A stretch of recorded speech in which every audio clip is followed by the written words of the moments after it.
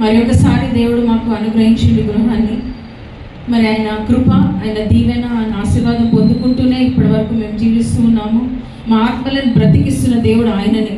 ఆయన తప్ప ఆరాధించే యోగ్యుడు ఎవడు లేడు అనేసి నిశ్చయించుకొని ఆయన కొరకు నిరీక్షించి ఆయన కొరకు ఎదురు చూస్తూ ఆయన రాకడలో ఎత్తబడాలా అనేసి ఎంతో ఆశతో ఎదురు చూస్తున్నాం. మరి దేవుడు చేసిన ఈ చిన్న కార్యమే కానీ అనేకమైన ఆటంకములు వచ్చినాయి. 10 సంవత్సరాల నుంచి వచ్చినాయండి ఆటంకములు ఈ గృహం కట్టడానికి. కానీ దేవుడు ఒక్క నెల లోపలనే సమస్తమును ఆయన కృప చేత కంప్లీట్ చేయడానికి సహాయం చేసినాడు. నిన్న రాత్రి కూడా మాకు చాలా పెద్ద ఆటంకమే కలిగింది. లిఫ్ట్ అసలు పని చేయలేదు. మరి పెద్దవాళ్ళని ఇన్వైట్ చేయాలని అనుకున్నాం, కానీ ఎందుకో మరి మా హృదయంలో అది వద్దు అని అనుకున్నాం. ఇప్పటికీ మరి లిఫ్ట్ జరగలేదు. అయినప్పటికీ మరి దేవుడు కార్యం చేసినాడు. ఇప్పటి వరకు అయితే ఆయన మాకు తోడుగా ఉన్నాడు, నిలబడినాడు. మరి అనేకమైన దీవెనల చేత మమ్మల్ని నడిపించినాడు. తెలియని క్షణములు, తెలిసిన క్షణములు ఆయన అనేక మార్లు స్తుతించినాము, కృతజ్ఞత చూపించినాము. అనేక మార్లు వెను కూడా తిరిగిపోయినాం మేము. కానీ దేవుడు మా చేయి విడవలేదు, నిలబెట్టినాడు, నడిపించినాడు. నాది ఒకటే ఒక కోరిక అండి, నా కుటుంబము ఆయనకు సాక్షిగా జీవించాలా. మా గుడారంలో నుంచి ఆయన సునాదము మాత్రమే వినబడాలా. ఇతరులకి మా వెలుగుని మేము ప్రకాశింపజేయలాగున దేవుడు మమ్మల్ని ఆశీర్వదించాలని, మా కొరకు, మా కుటుంబం కొరకు ప్రార్థించాలని మిమ్మల్ని ప్రతిమాలు వేడుకుంటున్నానండి. మమ్మల్ని నిలబెట్టుకోవాలని, మరి ఆయన నామాన్ని మేము ఘనపరిచే బిడ్డలుగా ఉండాలని మరి ఒకసారి మీ ప్రార్థనలో మమ్మల్ని జ్ఞాపకం చేసుకోమని అడిగి పెట్టుకున్నాను. దేవుడికి స్తోత్రాలు, వందనాలు.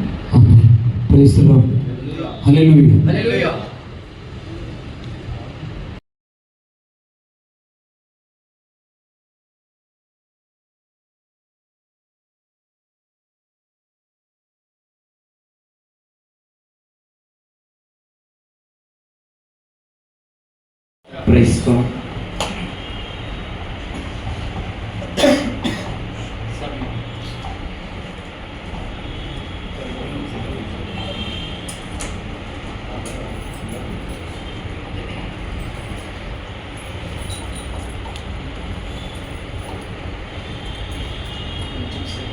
ధ్యానించుకుందాం. నిజానికి వారి బంధువులన్నిటినీ ఆహ్వానిస్తున్నారు.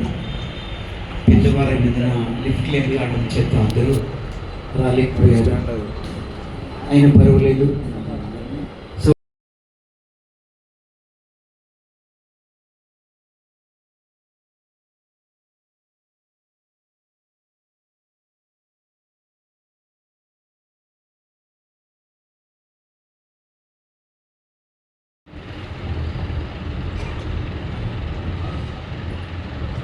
Thank you, Lord. Thank you, Jesus.